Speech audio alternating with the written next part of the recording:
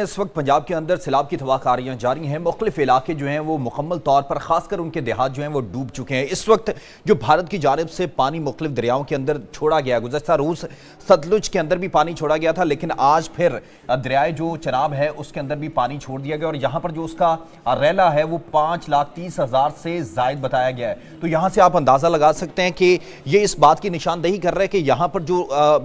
سیلاب کی صورتحال ہے وہ ہائی ہے، لیکن اس کے بعد جب یہ دریا جو ہے قائد آباد سے خانکی اور پھر چنیوٹ سے گزرتے ہوئے آگے جب یہ تریمو کے مقام پر پہنچتا ہے تو یہاں تک یہ تقریباً نارمل ہی رہتا ہے، لیکن اس کے بعد اگر ہم جائیں دریائے راوی کی طرف تو یہاں پر جسر کے مقام سے جب بھارت کی جانب سے پانی کا جو ریلا ہے وہ تقریباً 75,384 کا ہے وہ چھوڑا گیا ہے۔ یہاں سے چھوڑنے کے بعد اسی طریقے سے جب یہ ریلا جو ہے وہ گزرتا ہوا جیسے شادرہ اور دیگر علاقوں سے گزرتا ہوا یہ سدنوئی کے مقام پر پہنچتا ہے تو یہاں پر 1,64,281 کا ریلا جو ہے وہ ہو جاتا ہے، جس کی وجہ سے تقریباً یہ جو علاقہ ہے اس کے اندر جو سیلاب کی صورتحال ہے وہ انتہائی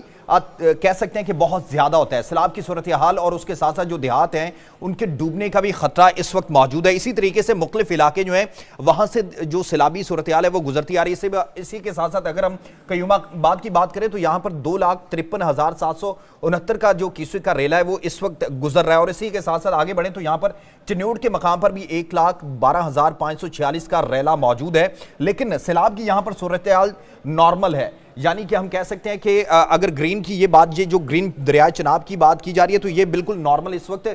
جو ہے دریا بہ رہا ہے، لیکن اگر جہاں پر بلو نشان دیا گیا ہے یہ پی ڈی ایم اے کی جانب سے جو دریاؤں کی تازہ بہاؤ ہے اس کی تفصیلات شیئر کی گئی ہے، تو اس کے اندر یہ تھوڑا سا ہم کہہ سکتے ہیں کہ یہ لو فلڈ ایریا ہے جو یہاں پر شو کیا گیا ہے پی ڈی ایم اے کی جانب سے، این ڈی ایم اے کی جانب سے وہ وقتاً فوقتاً جو ہے اس کو اپڈیٹ کرتے رہتے ہیں، کیونکہ جس طریقے سے بھارت سے پاکستان میں پانی داخل ہوتا ہے اور پھر مختلف بیراجز کے اندر مختلف جگہوں کے اندر پانی جو ہے وہاں پر اس کی سٹوریج ہے، اس کے کہہ سکتے ہیں کہ بند بنائے گئے ہیں، لیکن ضرورت اس امر کی ہے کہ رپورٹیں بھی بنیں گی اور فیزیبلٹی بھی تیار ہوگی اور اس کو پیش بھی کر دیا جائے گا، لیکن ضروری یہ ہے کہ